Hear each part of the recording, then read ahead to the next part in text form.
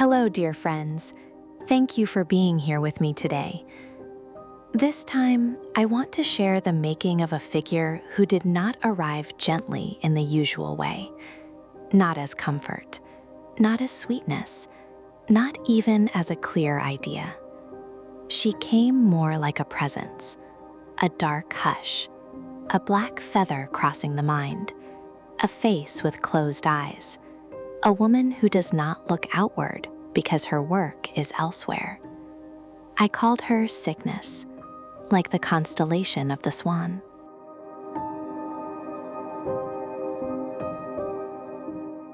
But she is not the swan of bright lakes and graceful stories, not the swan people praise for beauty, not the swan of daylight. She belongs to an older sky, the one that opens after midnight, when the rooms have gone still, when the last practical sounds have fallen silent, when thought begins to loosen its neat edges, and the soul, if it dares, starts speaking in another language. There are beings, I think, who do not belong to the day, not because they fear light, but because the day asks too many simple questions.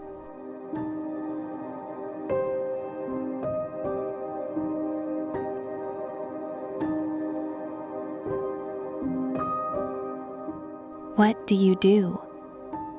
What have you achieved? Where are you going? How visible are you? How useful? How admired? How certain? The day wants things named, sorted, proven. But not everything true in us can survive that kind of handling. Some things only appear in half darkness. Some knowings come only when no one is watching. Some griefs, some intuitions, some old promises of the heart do not speak in daylight at all. Cygnus belongs to those hours. She is not a dream exactly. She is what waits at the border of dreaming.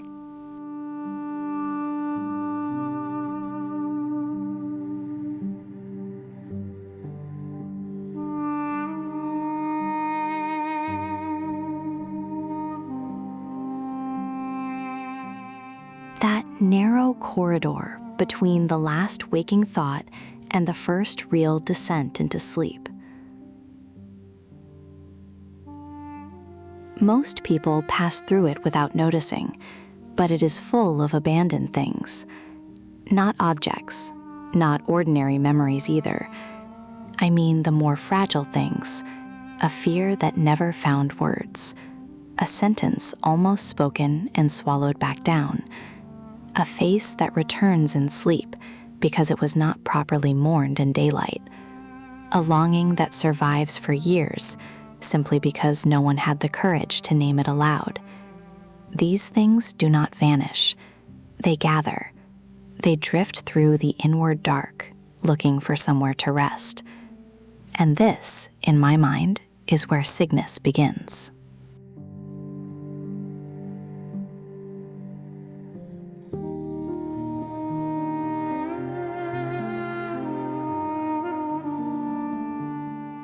A ferryman, perhaps, if a ferryman could move without touching water. A priestess of the inward sky. A listener whose eyes are closed because sight for her would only be a distraction. She does not search the world for meaning. Meaning comes to her in fragments. A pulse in the air. A tremor in the dark. The soft collision of one sleeping heart against something it has avoided for years. She hears what the conscious mind cannot bear to say. That is why she must be quiet. That is why she cannot belong to noise.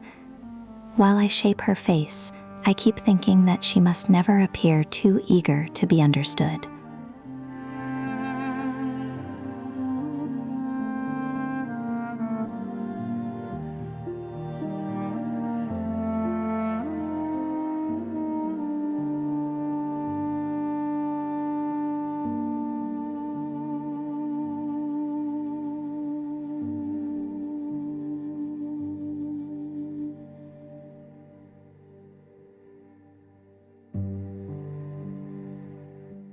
She is not here to explain herself.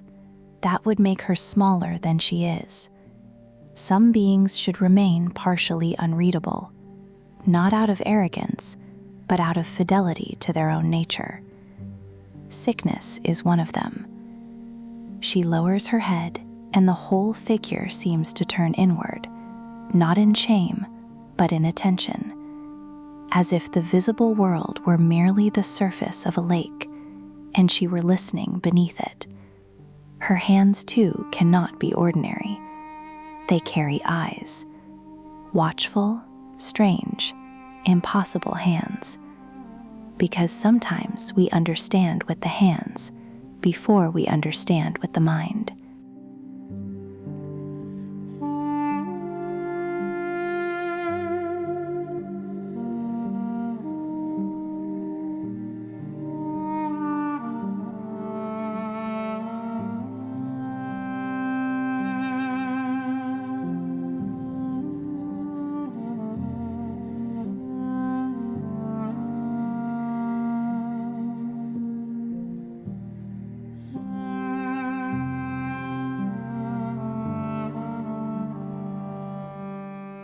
Hands know what the face denies.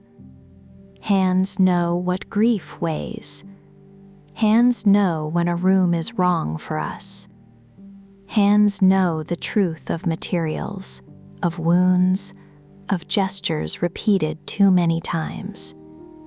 Hands remember. So in her case, the eyes in the hands feel right. She does not see the world in front of her. She receives it through touch, through trembling, through the nearness of things. A life comes to her not as an image, but as a pressure. A child's unanswered question, a woman's buried rage, a man's exhausted tenderness. An old sorrow gone thin with years, but never gone entirely. She gathers such things in silence, not to cure them, not even to transform them, only to carry them.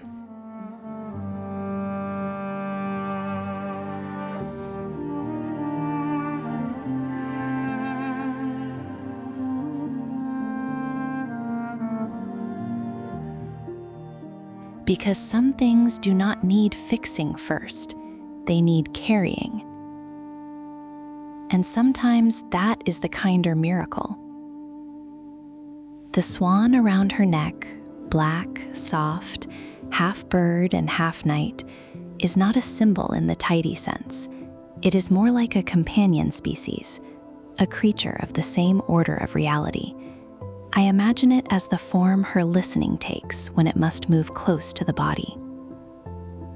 A dark swan is a fitting thing for her, not purity, not innocence, not elegance for its own sake, but migration, passage, the long, instinctive crossing through distances no one else can map.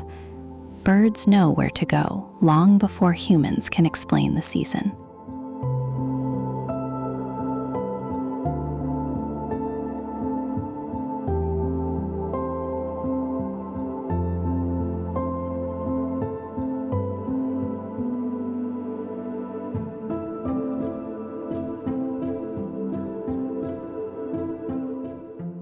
They move because something ancient in them recognizes the way. That too feels close to intuition, not modern self-help intuition, not follow your bliss, something older, stranger, less flattering. The kind that says, no, not here, leave now, stay. Do not answer. This grief is yours. This ambition is not. This room starves you. This silence restores you. This path will look foolish from the outside, but it is still the only one that is alive. Cygnus does not teach this knowledge. She keeps company with it.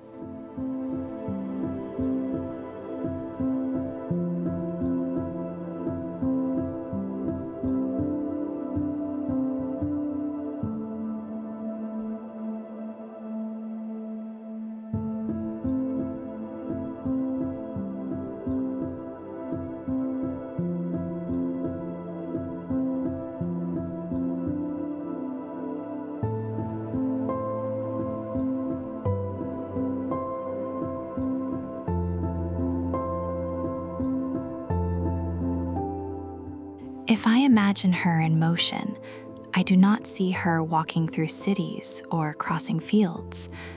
I see her moving through houses at night, soundlessly, pausing by sleeping bodies, listening to what rises when the defenses soften.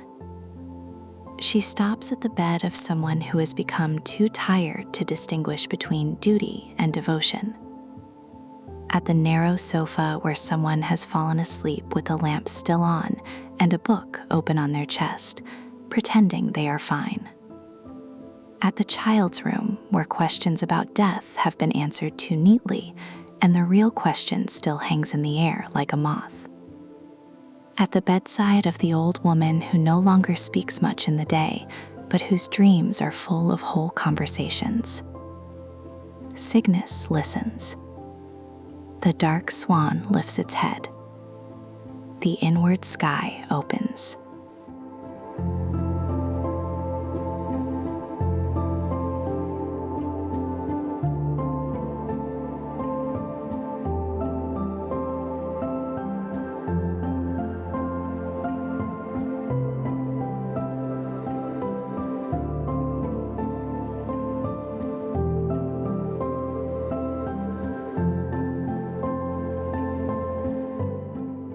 And whatever must be carried is carried.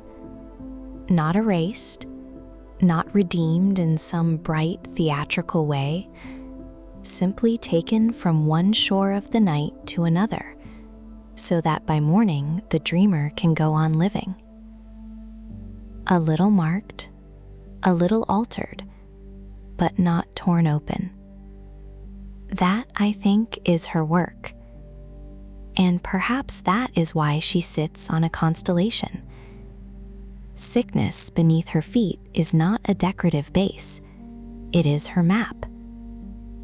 Constellations are made by drawing lines between distant lights.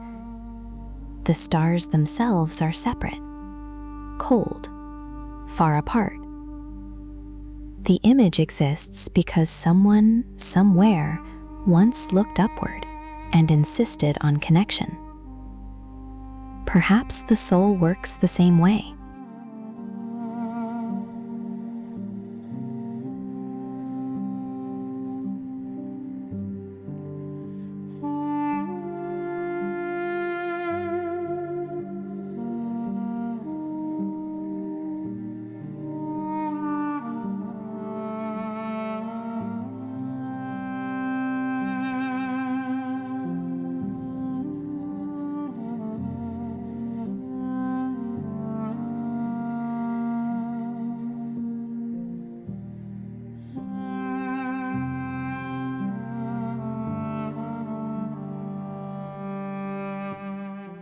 Perhaps a life only becomes legible when we dare to draw lines between scattered inner events. This grief belongs to that childhood silence. This choice belongs to that buried instinct. This love belongs to the version of me I almost abandoned. This exhaustion belongs to years spent kneeling before the wrong gods. This peace belongs to a place I have not yet fully entered, but already recognize.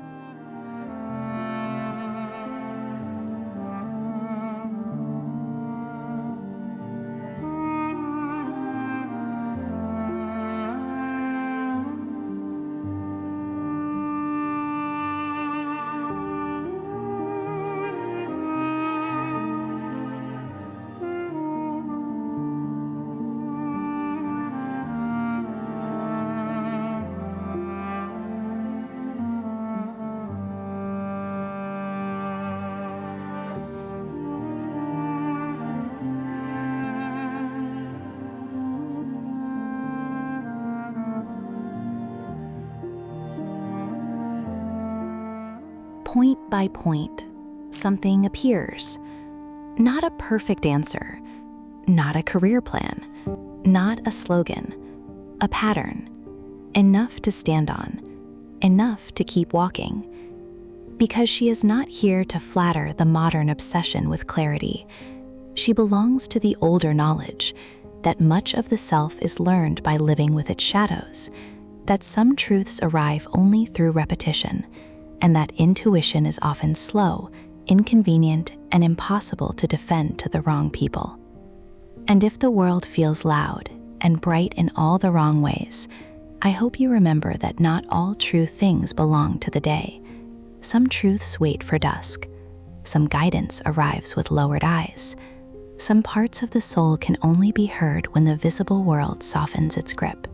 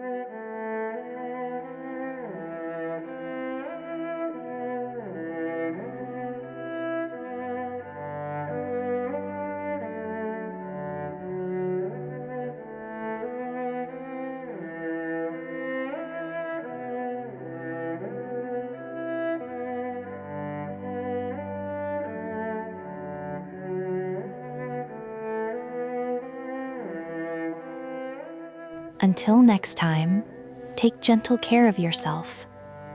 And if you are still searching for the place where your spirit does not have to perform, may you find it, even if it is small, even if it is strange, even if only the stars know its name.